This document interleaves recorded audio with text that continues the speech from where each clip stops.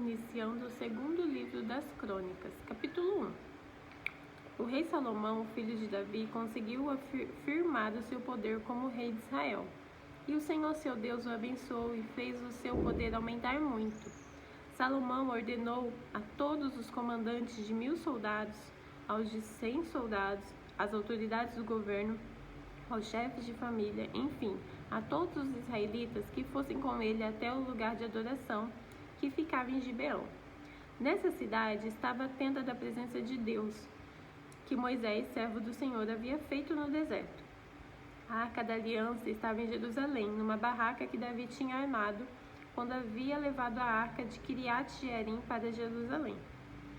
O altar de bronze, que havia sido feito por Bezalel, filho de Uri, neto de Ur, estava em frente da tenda sagrada. O rei Salomão e todo o povo de Israel foram lá para adorar a Deus.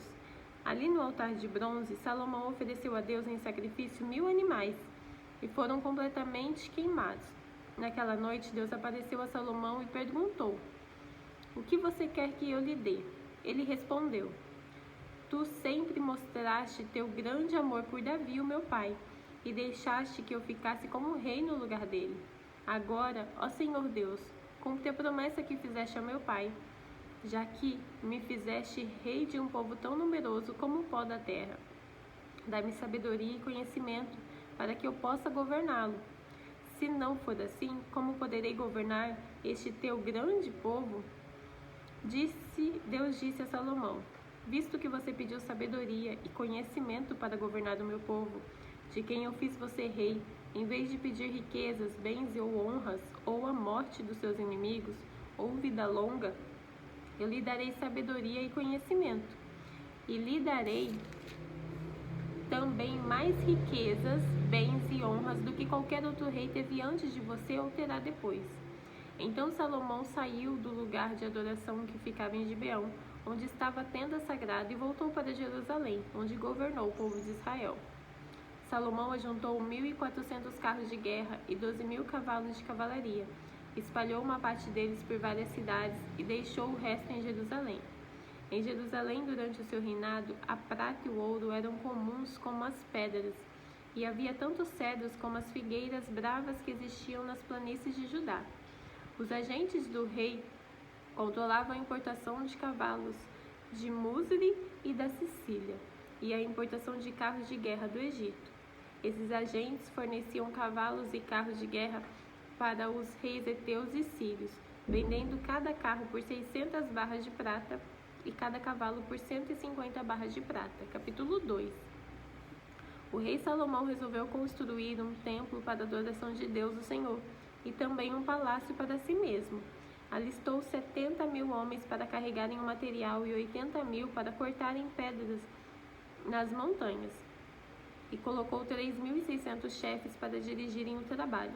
Depois mandou a Hirão, rei de Tiro, a seguinte mensagem: "Você vendeu ao meu pai, o rei Davi, cedros para que ele construísse o seu palácio. Agora faça o mesmo comigo. Estou pronto para construir um templo onde o Senhor, meu Deus, será adorado. Será um lugar santo onde queimaremos incenso cheiroso em adoração a Deus, e lhe apresentaremos sempre os pães sagrados. Todas as manhãs e todas as tardes ofereceremos em sacrifício animais que serão completamente queimados. Faremos a mesma coisa nos sábados, nas festas da lua nova e nas outras festas em honra do Senhor nosso Deus. É nossa obrigação fazer isso para sempre. Vou construir um templo enorme, pois o nosso Deus é maior do que todos os outros deuses. Mas, se Deus não cabe, nem mesmo no céu, que é tão grande, quem pode construir um templo para ele? E quem sou eu para levantar um templo digno de Deus, a não ser que seja um lugar onde se queime incenso em honra dele? Portanto, mande-me um homem que saiba trabalhar em ouro, prata, bronze e ferro, que saiba fazer tecidos de fios de lã púrpura, vermelha e azul, e que saiba entalhar madeira. Ele trabalhará em Jerusalém, em Judá e em Jerusalém, com os meus artesãos que foram contratados por Davi, o meu pai. Sei que os seus trabalhadores sabem cortar árvores, portanto, mande-me do Líbano madeira de cedro, de pinho e de sândalo. Os meus homens trabalharão junto com os seus, a fim de preparar muita madeira, pois o templo que vou construir será grande e maravilhoso. Para os seus trabalhadores que vão cortar árvores, eu fornecerei 2.000 toneladas de trigo, 2.000 toneladas de cevada, 400.000 litros de vinho e 400.000 litros de azeite. Em resposta, o rei Irão mandou a Salomão a seguinte carta: O Senhor Deus ama o seu povo e por isso fez com que você fosse rei deles. Louvado seja o Senhor, o Deus de Israel, o Criador do céu e da terra. Louvado seja Deus, que deu ao rei Davi um filho tão cheio de sabedoria, tão inteligente e prudente, que vai construir um templo para Deus e um palácio para si mesmo. E agora eu vou mandar Hurã, um mestre artesão inteligente e capaz. A sua mãe pertencia à tribo de Dan e o seu pai era da cidade de Tiro. Ele trabalha em ouro, prata, bronze, ferro, pedra de madeira. Sabe fazer tecidos de linho fino e de fios de lã púrpura, azul e vermelha.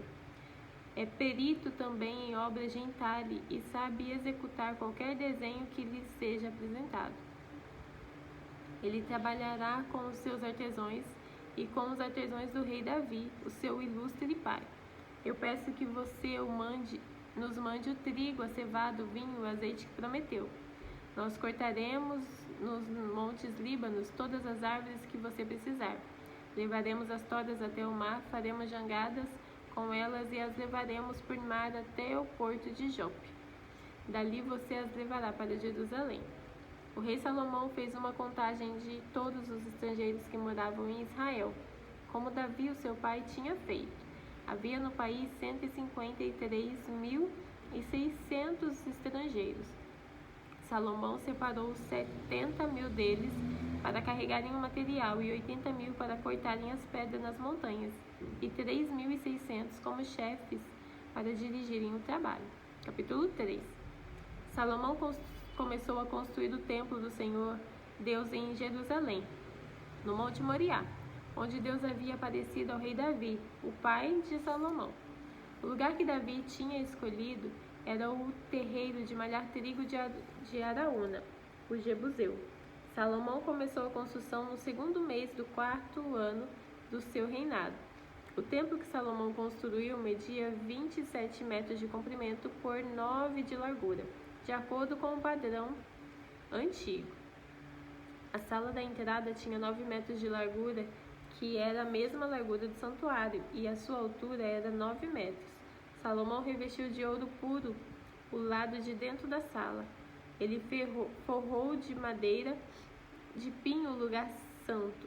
Revestiu de ouro puro a madeira e fez entalhes de figuras representando palmeiras e correntes.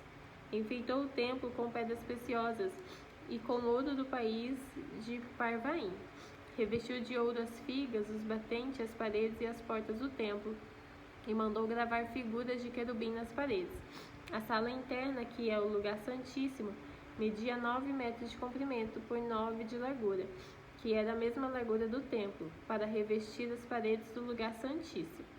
Foram usados mais de 20.000 quilos de ouro.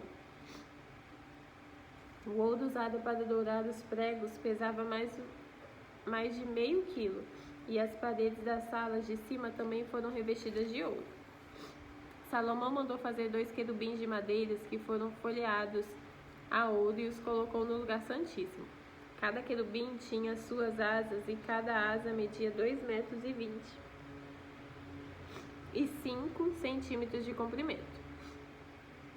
Os querubins estavam com as asas estendidas de madeira, que a asa de um tocava numa parede, a asa de outro tocava na outra parede, e no meio da sala, a asa de um tocava na asa do outro. Portanto, as asas se estendiam por 9 metros de uma parede à outra. Os querubins estavam de pé, olhando para o lugar santo. Salomão mandou fazer uma cortina para o lugar santíssimo. Era tecido de linho fino e de fios de lã azul, púrpura e vermelha, bordada com figuras de querubim. O rei mandou fazer 2 colunas, cada uma medindo 15,5 metros de altura, e as colocou em frente do templo. Cada coluna tinha no alto um remate de 2,20 metros de altura. O alto das colunas era enfeitado com um desenho de correntes entrelaçadas e de romãs de bronze, que era em número de 100.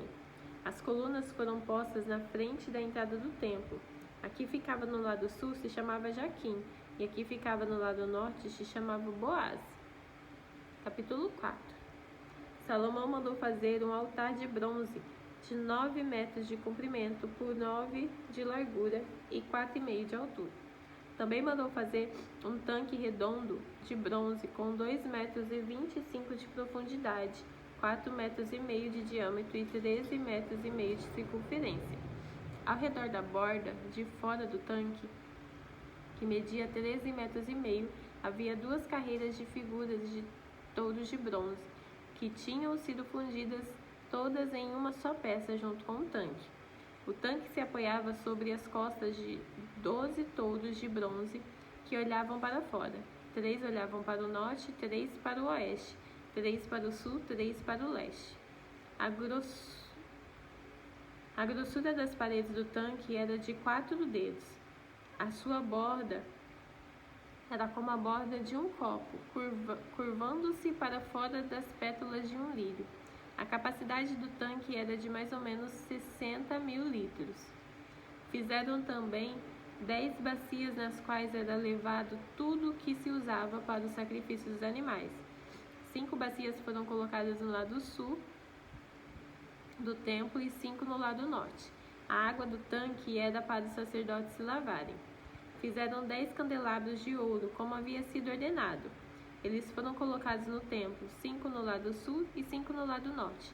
Fizeram também 10 mesas que foram postas no tanque, 5 no lado sul e 5 no lado norte. Fizeram também 100 vasilhas de ouro. Construíram um pátio interno para os sacerdotes e o pátio principal. As portas do pátio foram revestidas de bronze. O tanque foi colocado no canto sudeste do templo. Hurã fez também caldeirões, pás e bacias, e assim terminou todo o trabalho encomendado pelo rei Salomão para o templo de Deus. Esta é a lista do que ele fez: 2 colunas, 2 remates em forma de taças que ficavam no alto das colunas, desenhos de correntes entrelaçados de cada remate, 400 romãs de bronze em 2 carreiras ao redor do desenho de cada remate, 10 carretas, 10 bacias, um tanque, 12 touros que sustentavam um tanque, panelas, pás e garfos. Como Salomão havia ordenado, Hurã, o mestre-artesão, fez de bronze polido todas as panelas, pás e garfos para o templo de Deus, o Senhor. O rei mandou que tudo fosse feito na fundição que ficava entre o Sucote e Zereda, no vale do Rio Jordão. Esses objetos de bronze que Salomão mandou fazer eram tanto que o seu peso nunca foi calculado. Salomão também mandou fazer para o templo os seguintes objetos de ouro: o altar, as mesas para os pães oferecidos a Deus, os candelabros e as lamparinas de ouro puro, que ficavam acesas em frente do lugar santíssimo, conforme havia sido ordenado, as flores, as lamparinas e as tenazes, as tesouras de cortar pavio, de lamparinas, as vasilhas, os pratos para o incenso e os braseiros. Todos esses objetos foram feitos de ouro puro. As portas de entrada para o lugar santo e as portas do lugar santíssimo também eram de ouro. Capítulo 5. Quando o rei Salomão terminou todo o trabalho do templo, colocou na sala do tesouro do templo todas as coisas que Davi, o seu pai, havia separado para Deus, o Senhor, isto é, a prata, o ouro e os objetos. Aí, o rei Salomão mandou que os líderes de Israel, todos os chefes das tribos e os chefes dos grupos de famílias de Israel, se reunissem em Jerusalém, a fim de levar a arca da aliança do Senhor, de Sião, a cidade de Davi, para o templo. Todos os israelitas se reuniram no 7º mês, durante a festa das barracas. Quando todos os líderes chegaram, os levitas pegaram a arca da aliança e levaram para o templo. O sacerdote e os levitas levaram também a tenda da presença de Deus com todo o equipamento para o templo.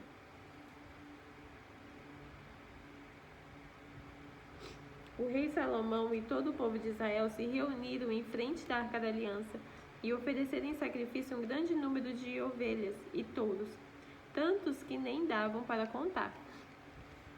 Então os sacerdotes levaram a arca para dentro do templo e a colocaram onde devia ficar, no lugar santíssimo, debaixo das asas dos querubins, pois as suas asas estendidas cobriam a arca e os cabos usados para carregá-las.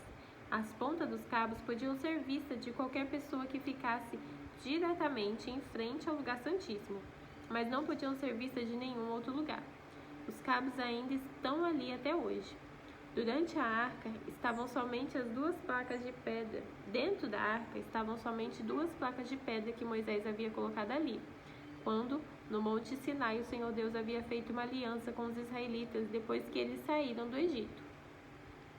Os sacerdotes se prepararam para sair do templo. Todos os que estavam ali haviam se purificado, sem levar em conta o grupo a que pertenciam. E todos os levitas que eram músicos, isto é, Asaf, Emã e Jedutum, e os membros dos seus grupos de famílias estavam de pé, no lado leste do altar, vestidos de roupas de linho e com pratos musicais, harpas e liras nas mãos.